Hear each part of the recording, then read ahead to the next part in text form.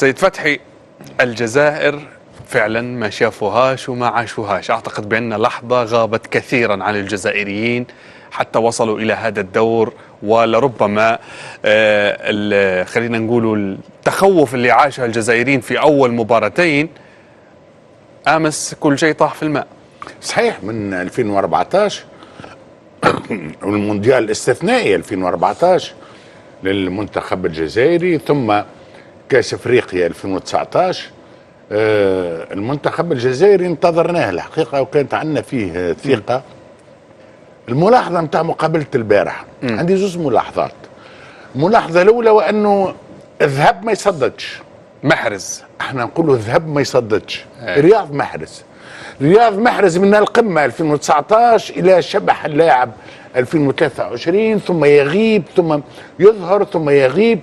الان وظهر وانه رياض محرز لاعب استثنائي لا يمكن اليوم في هذه البطوله ان يستغنى عليه الفريق الجزائري. ولاعب انا من الناس اللي تعشقوا انا رياض محرز، ساق اليسرى والكنترول. اي معناها كره تبعثها من الطايره تلقاها قدام ساقه. معناها ما شاء الله الذهب ما يصدقش.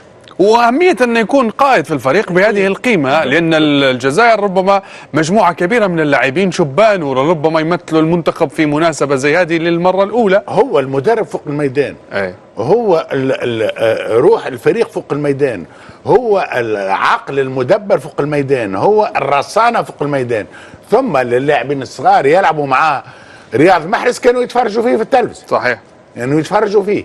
معناها هذه الملاحظة الثانية، أنا عشت مقابلة جنونية تجنن بكل المقاييس، وما هيش في علاقة بمقابلة الجزائر والنمسا فقط، لا، تجنن أولا لأنه المنتخب الجزائري في مناسبتين يكون يجري وراء التعادل، وفي مناسبتين نخافوا على المنتخب الجزائري. خفنا وأنه الهزيمة، لأنه مش سهل في مقابلة عصاب، في مقابلة كأس، هذه مقابلة كأس مش مقابلة بطولة. صحيح، لأنه الهزيمة تقصي الجزائر. هي بمثابة المباراة الإقصائية. لا، إقصائية. إذا كان مرتين الجزائر تجري وراء ثم الهدف الثالث متاع الجزائر جاء في الوقت البديل، راهم 10 دقائق متاع جنونية، جنون 10 دقائق جنون. الجزائر تسجل الثالث، ما عندكش فكرة. فرحت، وفي نفس الوقت فرحت بارشة. علاش؟ لأنه الهدف الثالث ينقذ أكثر فريق مظلوم في 48 اللي هو المنتخب الإيراني. لو انتهت 3-2 كانت البطولة تنصف المنتخب الإيراني المظلوم في هذه البطولة، ولكن تعديل فريق النمسا يقصي ايران ويفرحنا من جهه اخرى الجزائر اللي معناها باش تلعب مع سويسرا مش مع اسبانيا. علاش قلت لك تعديت بكل المشاعر. وهذا علاش جمال قبل لما عرضنا النغمه نتاع الجزائر ما شافوهاش تفاعل معه. لا، وذاك علاش هو يرقص معناها متحمس قاعد امثر فيه. اما المقابله بالنسبه لي انا ما فهمتش، انا مقابلات الجزائر كلها الصبح هيتشكوكيه. لا، هيتشكوكيه، لأنه مقابلة هيتشكوكية ما عادش تفرح، تخاف، تفرح ثم تحزن ثم فرحة كبيرة. ما هيش كبيرة بالحجم، لأنه أنا فرحت لإيران. أكيد إيران مظلومة في كل شيء في كأس العالم هذه. ربي يهديك ترامب، ربي يهديكم مش عملتوا فيهم. وزيد من بعد في المقابلة ضد مصر، كانت تذكروا المقابلة الأخيرة الفار الهدف، وكانت نجم تترشح مع مصر زاده. ما الله غالب جت عندنا يا معناها ايران ما فيش كيف نتعاطفوا معها. سوق الحظ. شوف، ايران غلقت مضيق هرمز يا اخي غلقوا عليها المرور الى الدور الثاني. طيب نعيمة، كان هذه تصريحات محرز وبالغالي. ربما أعتقد بأن الجزائر اليوم هل يمكن القول بأنها حققت هدف أول بالنسبة لها، أم أنها ما زالت قادرة على المضي أكثر وأبعد من الدور القادم، خصوصا في مواجهة سويسرا؟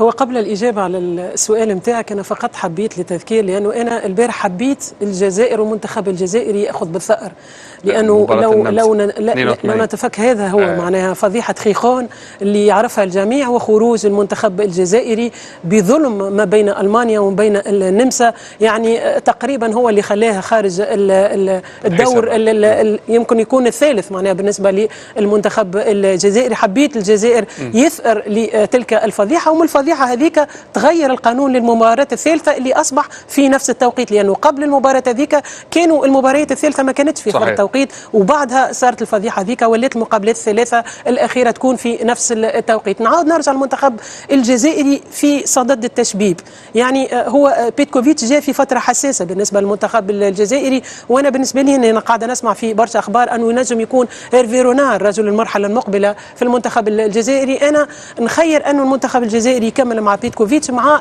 التشبيب هذا اللي صاير، نشوفوا في رياض محرز اللي هو آخر مونديال ليه ويمكن تكون آخر مباريات بيتكوفيتش بمثابة المشروع أو بداية المشروع للجزائر، يعني شفناه شنو حقق مع المنتخب السويسري. إذا كان حاليا باش بعد ويعرف هذا هو يعني بعد إمضاء العقد معاه باش تلوج على مدرب آخر، من الأفضل أنه تخلي على نفس الاستمرارية مع المنتخب الجزائري، ونظن أنه المنتخب الجزائري ينجم يفعلها ضد المنتخب السويسري. نعم. لأنه المنتخب السويسري صحيح عنده لاعبين كبار، لكن كذلك المنتخب الجزائري عنده لاعبين اللي نجموا يصنعوا الفارق. طيب خلينا نتحولوا لسيد لطفي الزعبي بكل تأكيد، ونسمع منه تعقيب عن تأهل الجزائر إلى الدور القادم، وأعتقد بأن حصة العرب في هذه المونديال بوصول المغرب وبوصول مصر وأيضا الجزائر اليوم، أعتقد بأن نسبيا حتى الآن مرضية واستثنائية في هذا الدور. كيف تقيم الرحلة العربية حتى اللحظة في كأس العالم المجنونة والمثيرة؟ والله أول شيء أنا بدي أطلب من الكابتن فتحي المولدي الكلام اللي حكاه أخذه هذا بتبعث لي رابط وانشره في الأردن حتى يسمعوا، لأنه في غاية الأهمية، وهي رسالة مهمة جدا. لما بتكون من قيمة وقامة رياضية عربية، لما يسمعوها الأردنيين بيصدقوها أكثر مني أنا كأردني، لأنه أي شخص غير أردني متحدث، وهذا ينطبق يمكن على كل شعوبنا العربية. بدي أشكره، وإن شاء الله إنه يعني يكون لي لقاء معك في البرنامج، لأنه أنت وعدتني إن شاء الله. بس إحنا ما صار نصيب. حنكون وسيط بينكم ويتم اللقاء إن شاء الله إن شاء الله. بالنسبة للجزائر أنا طبعا أنا كان نفسي نفوز عليهم إحنا كأردن، وكنا حاطين في أمل إنه نفوز، بس بما إنه خسرنا صار بدنا إياهم نفوز على كل الفرق لأنه بصراحة فريق عربي وأسعدونا. إحنا رابح متجر مين بنساه يعني صحيح. في 82 زي ما حكت الأخت نعيمة في موضوع فضيحة خيخون اللي لهلا بعدنا بنحكي فيها، يعني لسه اليوم أنا كنت بحكي فيها بالبرنامج إنه كان نفسنا يردوا الاعتبار وإنه يكسروا شوكتهم للنمسا والألمان. بكل الأحوال الجزائر اللي عملته ممتاز، ولكن نقطة مهمة كمان حكاها الكابتن فتحي، موضوع كيف انك ترجع بعد التأخر مع الأردن. الأردن تقدم على الجزائر، النمسا تقدمت، ودائما وابدا لما انا هذه نقطة هون يمكن اقدر اربطها في نقطة ناقشتوها، موضوع حارس الأردن، انه انت ما تيأس، قاتل حتى الثانية الأخيرة. دائما في الرياضة إذا بدك يعني لو أنت بينك وبين الكرة 5 متر وباقي متر حتى تخرج على خط النهاية بتقدر تجيبها. قاتل، جرب. أنت ما زبطت لا حول ولا، بس اسمه ما حدا بلومك إذا ما زبطت. يعني يزيد لو زد حاله بعد ما راحت الكرة على الأقل بنقول تأخر برد الفعل. رد الفعل مهم جدا. فلذلك الجزائر اللي عملوه أعتقد أكيد هذا خبرات تراكمية، مشاركين بكأس العالم، لعيبة محترفين في أوروبا، كل هالمنظومة الجميلة الموجودة أكيد بتخليهم أنه دايما حتى لو تأخر راح يفكر كيف يرجع بأي شكل من الأشكال وما ييأس. وهذا مهم جدا في المهنة الصحفية، أنا وإنت في الرياضة، في أي مجال، أنه أنت تقاتل حتى الثانية الأخيرة أكيد. بس انتهي صفر الحكم، اعمل اللي بدك إياه. والجزائر أنا بهنيهم وببارك لهم صراحة، وسعيد جدا باللي حققوه. أعطيني تقييم وتوقع لمشوار العرب في قادم الأدوار، مصر، الجزائر، المغرب. والله شوف المغرب طبعا احنا اللي بتشغلنا يعني كعرب، يعني وصلت للاربعه الكبار وكان نفسنا توصل للنهائي وتفوز. صحيح. بس دائما صرنا مطمنين عليها زي الولد اللي كبر فخلص هذا كبير ما تخاف عليه. فالمغرب بصراحه فريق ممتاز بكل المعطيات، لدرجه انه احنا بالاردن اعتمدنا المدرسه المغربيه في التدريب. فانا مطمن على المغرب اكثر، ولكن بدها حذر، يعني ما نصل لمرحله انه ننغر او احنا كفريق انه والله احنا عملنا 2022 بالدوحه وصلنا للاربعه الكبار هلا لا، ما فيش مزح، بدك تقاتل كانك تبدا من الصفر. مصر اللي قدمه منتخب مصر جميل صراحه، عجبنا جدا، بس برضه نفس الشيء دائما انا في الرياضه الجانب النفسي والامور هذه مهمه جدا. اي لاعب رياضي لما بيحقق انجاز ويصير يبطل يرد على المعجبين ويبطل يتصور مع الناس، هذه كارثه. هذا معناته انه لا يحترم جمهوره، ولا يحترم اللعبه اللي بيلعبها، ولا يحترم المؤسسه اللي بيشتغل فيها.